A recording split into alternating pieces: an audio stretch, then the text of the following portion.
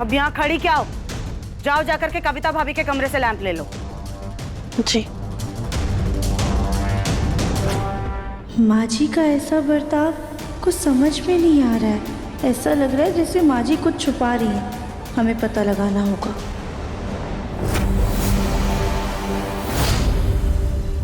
इन papers को चला देते हैं, किस्सा ही खत्म।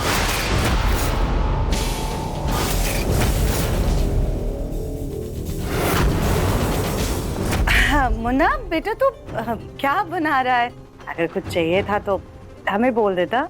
नहीं माँ, मैं राधिका के लिए मिक्स वेजिटेबल सूप बना रहा हूँ।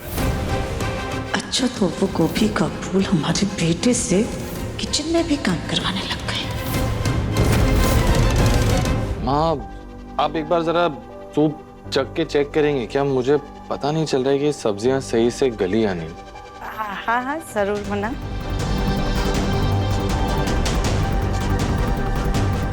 मुन्ना के सामने अपना काम कैसे करें?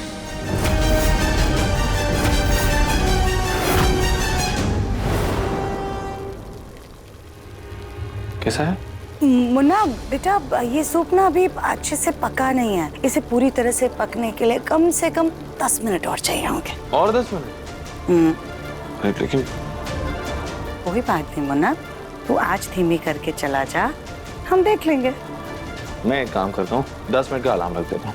हाँ okay, I love you so much. उस गोलमुखी को सूप पीने का शौक चढ़ा है। हमारे बच्चे को नौकर बनाकर रख दिया। इससे तो सूप अब हम अच्छे से पिलाते हैं।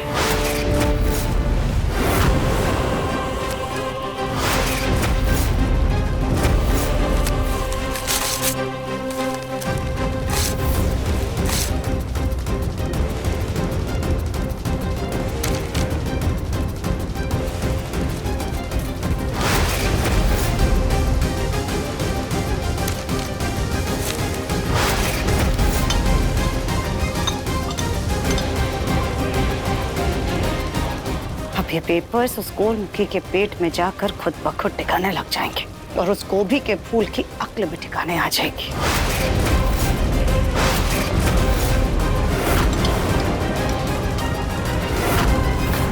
माँ, हो गए 10 मिनट। हाँ बन गया? हाँ बाब।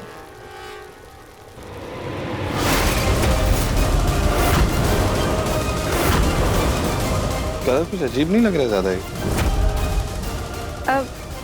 हाँ शायद। टेस्ट करके देखता हूँ। मुन्ना, तूने इतने प्यार से राधिका के लिए सूप बनाया ना, तो पहले उसे ही चखने दे। हाय, हाउ स्वीट ना। ठीक है, हाँ, ला हम सर्व कर देते हैं।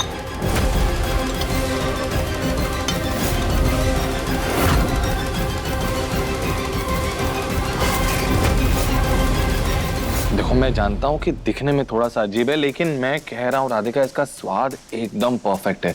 चुन चुन के सब्जियां डाली है मैंने इसमें। ये तुम पियोगी ना, ऐसे एनर्जी आ जाएगी तुममें। अच्छा, हाँ, ऐसा क्या चुन चुन के डाला है आपने? तुम्हें जानने की कोई जरूरत नहीं है। स्पेशल शेफ जो होता है ना राधिका, वो अपनी रेसिपी कभी नहीं बताता। अब तुम ना ये ज्यादा स्मार्ट मत बनो, सवाल मत करो, तुम पियो, टेस्ट करो, मुझे बताओ ना कैसा है जल्दी। 1 सेकेंड राधिका, गरम है, फूंक मार के पियो।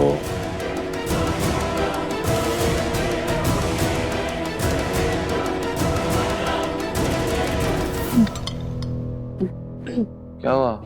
अच्छा नहीं है क्या? नहीं नहीं, बहुत अच्छा है। अच्छा, तो पियो एक और सिप। हाँ,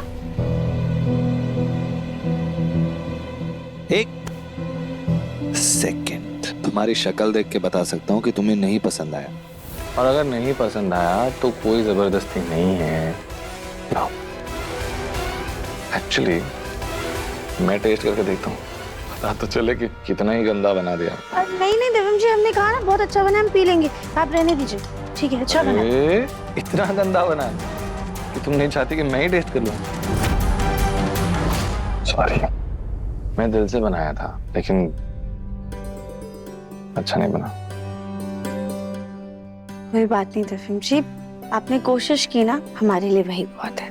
एक काम करता हूँ, मैं दूसरा सूप मंगवा देता हूँ। नहीं नहीं दिव्यम जी, हमारा ना सच में चाय पीने का बहुत ज्यादा मन है। तुम और तुम्हारी ये चाय। जी प्लीज ना। हाँ ठीक है, पी लो जाके। हम चाय बना के लाते हैं। दिव्यम जी तो अच्छा खाना बनाते हैं, पर इस सूप में ऐसा क्या है जो इसका स्वाद इतना अजीब है?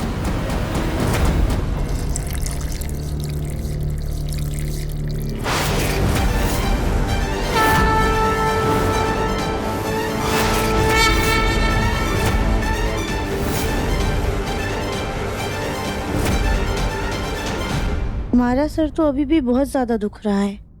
हम एक काम करते, चाय बना ही लेते हैं।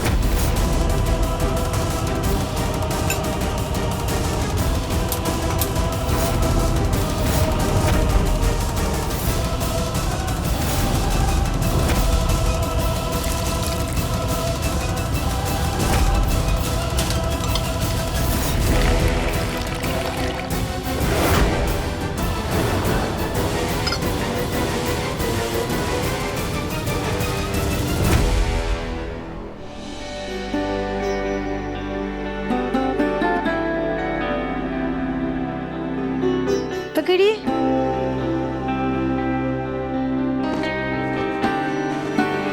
क्या कर रहे हैं आप? हमारी चाय है।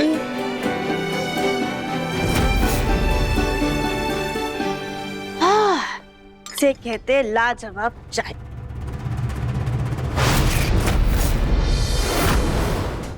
ये क्या है?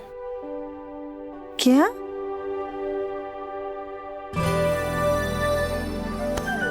ये नग किसका है? ये तुम्हारी अंगूठी का नग है। गली से ले जाके सुनार से लगवा लेते हैं। थैंक यू दिव्यम जी, आपने सही समय पे ढूंढ लिया। वैसे राधिका, देखो जो सूप था वो मैंने कितना प्यार से और मेहनत से बनाया। वो बात अलग है कि वो अच्छा नहीं बना था, लेकिन मेहनत सच्ची।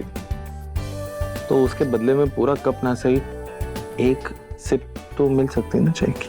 दिव्यम जी, इसमें चीनी है। देखो तुम्हारे हाथ की कॉफी तो मैंने कितनी बार पी, लेकिन तुम्हारे हाथ की चाय, वो भी चीनी वाली, कभी नहीं पी। ठीक, पर छोटा सा सिप। हाँ एक। ऑब्वियसली।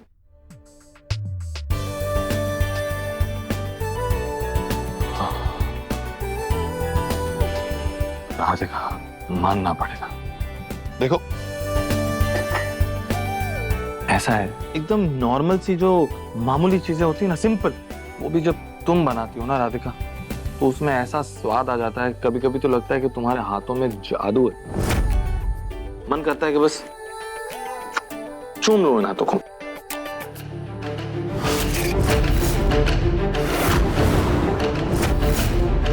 राधिका, ये निशान कैसा है?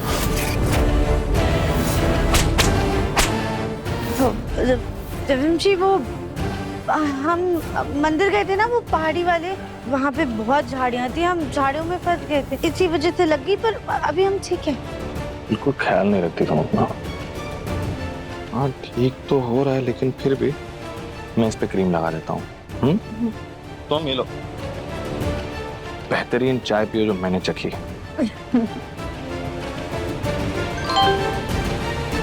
एग्जीबिशन वालों ने उस जादूगर का एड्रेस भेज दिया है। अब मैं उसे जल्द से जल्द ढूंढ कर आऊंगा।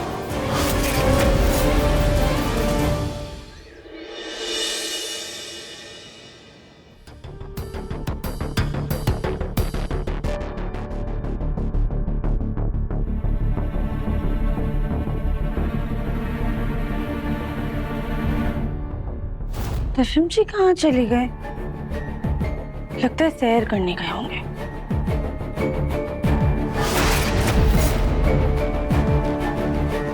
पर दिव्यम जी के जूते तो यहीं पर है। फिर दिव्यम जी कहाँ गए?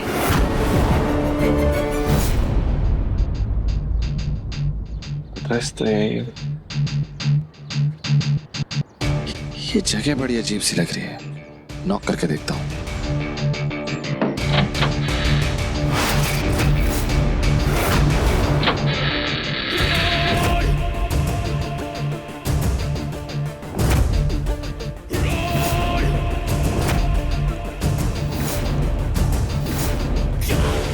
हेलो, कोई है यहाँ पे? हेलो? कौन? तुम अंदर कैसे आ गए? किससे मिलना चाहते हो?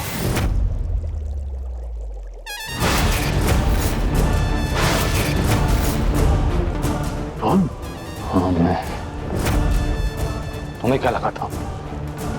तुम मेरे पूरे परिवार को खतरे में डाल दोगे, भाग जाएगा मेरे घर से, मैं छोड़ दूंगा। नहीं नहीं, तुम जो समझ रहे हो ऐसा कुछ भी नहीं है। हाँ, और वैसे तुम्हारे परिवार वालों के साथ मेरी कोई भी दुश्मनी नहीं है।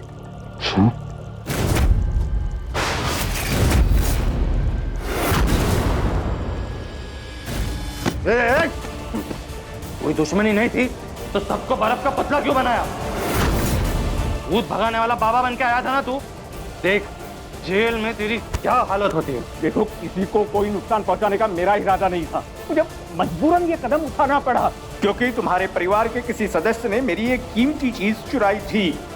उसी को वापस लेने के लिए हमें तुम्हारे पूरे परिवार को बर्फ का पुतला बनाना पड़ा। बंद करो अपनी बकवास। मेरे परिवार में कोई भी चोर नहीं है, समझा?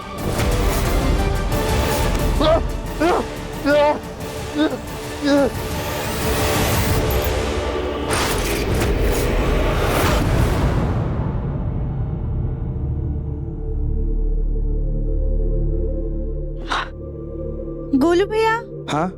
आपने दिव्यंशी को कहीं देखा है क्या? नहीं तो, और आज तो कोई मीटिंग भी नहीं है।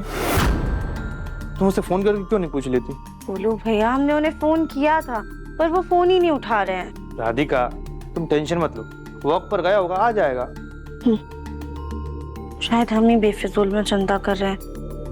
वैसे भी दिव्यंशी के कपड़े धोने के लिए रह गए थे, ले जाके धो देते हैं।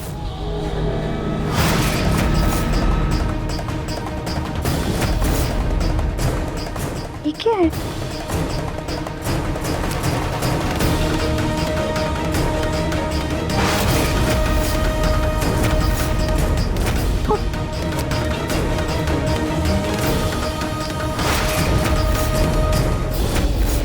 ये पता दिव्यंशी की जेब में क्या कर रहा था? हे भगवान, शायद वो जादूगर माची को एग्जीबिशन में ही मिला होगा। ये दिव्यंशी उसका पता लगाने की कोशिश तो नहीं कर, माची को बताए या नहीं? जाते हैं। ये क्या है?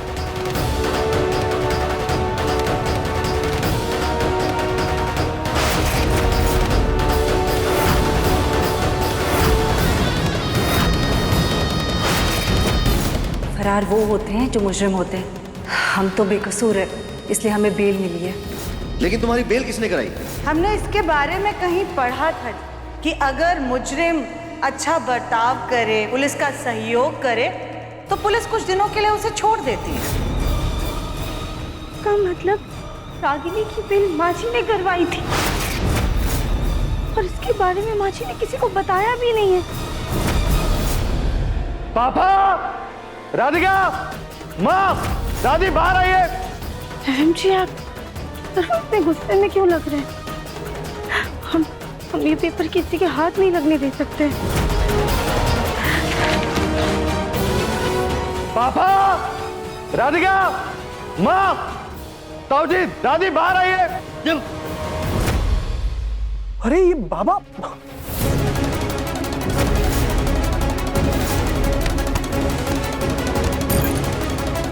उठ।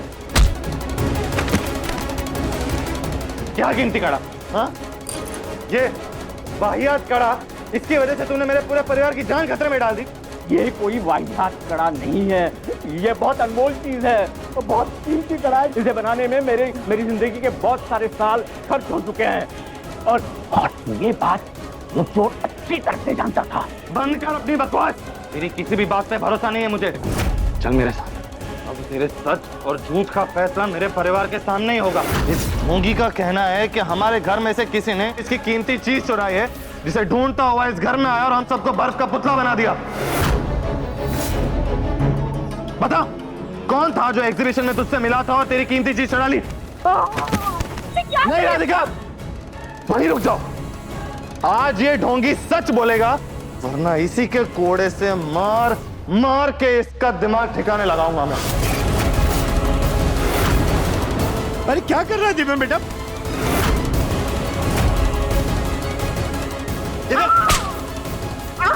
दिव्यम दिव्यम बेटा छोड़ दे। दिव्यम ये क्या कर रहे हो? दिव्यम आंखें खोल के देख, कौन है इनमें से जिसने तेरी कीमती चीज चुराई थी? हाँ?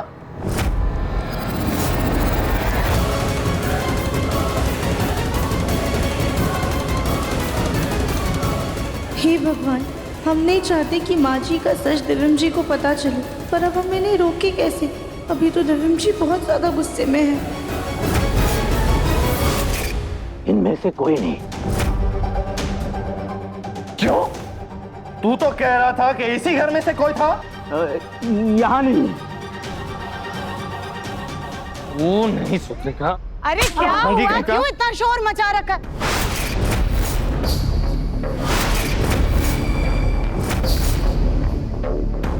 वो रही चोर।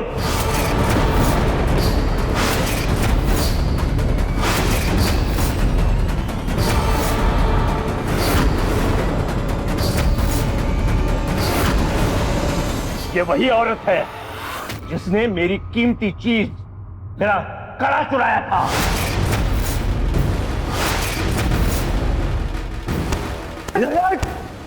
क्या बकवास कर रहा है तू? मेरी माँ के बारे में ऐसा बोलने की हिम्मत कैसे हुई तेरी?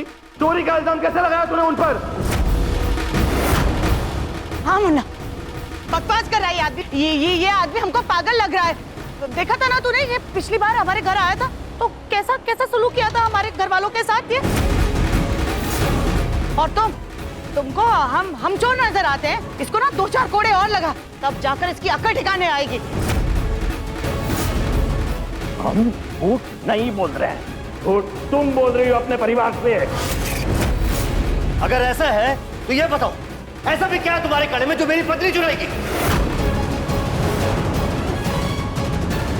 किसी भी तरह इसका मुंह बंद करना होगा, वरना कहीं लेने के देने ना पड़ जाए। बताओ सच क्या है? अरे जी, ये आप क्या बोल रहे हैं? ये बाबा इतना अनाप शनाप बोल रहा है, ऊट पटांग कुछ भी झूठ बोले जा रहा है, और आप है कि इसकी बात सुन रहे हैं? को तो भी हम सबक सिखाते हैं। नहीं सुजाता, बोलो सच क्या है?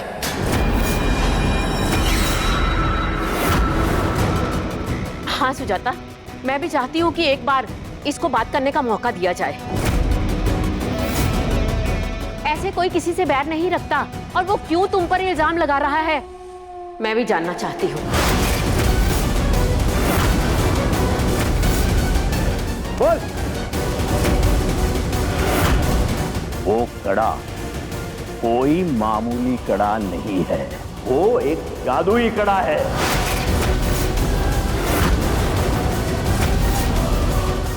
दिखाइए।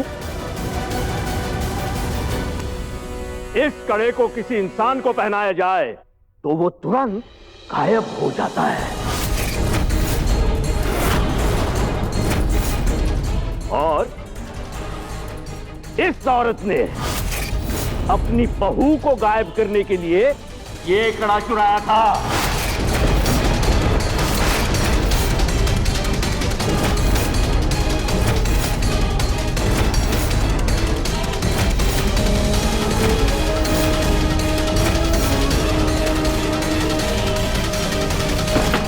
हम अचानक से ऐसे गायब कैसे हो गए? ना किसी को दिखाई दे रहे, ना सुनाई दे रहे। क्या बकवास कर रहे हो तुम? हाँ, झूठ बोलने की भी एक हद होती है। इतना घटिया इल्जाम लगा रहे हो तुम हम पर। झूठ हम नहीं बोल रहे हैं, झूठ तुमने बोला है तुम्हारे परिवार से।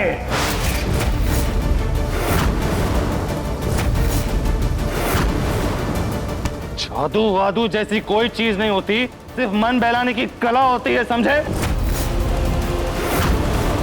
मेरी माँ पर इल्जाम लगाना बंद कर, वरना खाल खींच लूंगा मैं तेरी। दिव्यम जी, प्लीज प्लीज शांत हो जाइए, ऐसा मत कीजिए। इस इंसान ने हमारे पूरे परिवार को बर्फ का पुतला बना दिया, जान लेने की कोशिश की। माँ पर जादू तो ना करके चोरी करने का इल्जाम लगा रहा है। तुम्हें लगता है कि माँ कभी भी तुम्हारे साथ कुछ भी ऐसा कर सकती है? माँ जी ने ये सब सोनू के प्यार में किया है, पर हम ये सच्चाई बाहर लाकर दिव्यम जी और उनकी माँ के बीच में दूरियां नहीं ला सकते। झूठ लग रहा है ना तुम्हें? तो रुको, अभी तुम्हें सच्चाई बताते हैं।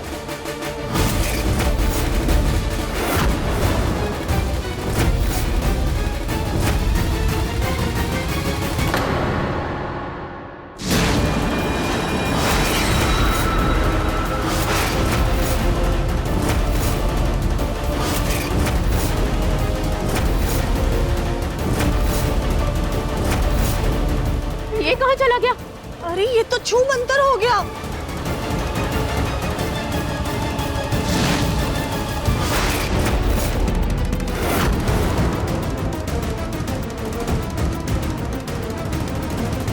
अब तो तुम्हें यकीन हो गया ना? तुम्हारी पत्नी गायब हुई थी और इसे सब सच पता है कि हमने जो कुछ भी किया है वो सिर्फ और सिर्फ हमारी मजबूरी थी। इसे सारा सच मालूम है।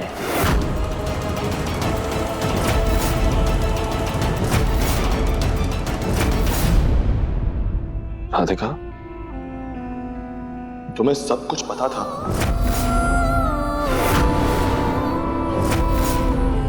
राधिका, चुप क्यों खड़ी हो? मैं तुमसे कुछ पूछ रहा हूँ, बोलो।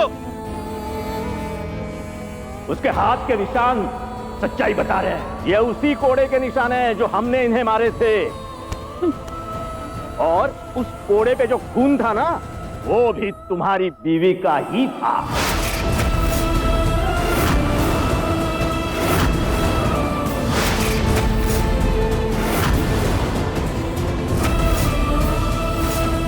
इस भूत पर कोड़ा पड़ा है। दिव्यम जी, वो हम मंदिर गए थे ना, वो पहाड़ी वाले, वहाँ पे बहुत झाड़ियाँ थी, हम झाड़ियों में फंस गए थे, इसी वजह से लगी, पर अभी हम ठीक हैं।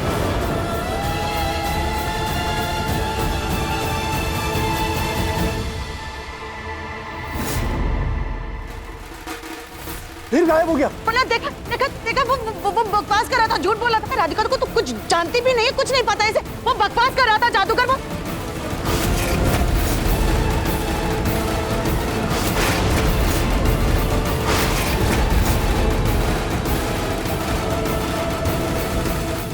राधिका, मैं सिर्फ तुम्हारा सच सुनना चाहता हूँ।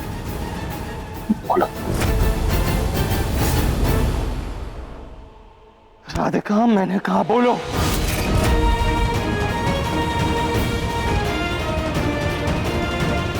तुम ऐसे नहीं मानोगी। बेटा जी, बेटा ये क्या कर रहा है?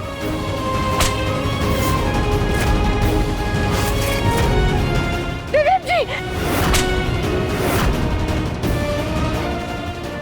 दिव्यम जी, रुक जाइए, क्या है? जब तक राधिका मुझे सच नहीं बताएगी, तब तक मैं खुद को चोट पहुंचाता रहूंगा। नहीं नहीं,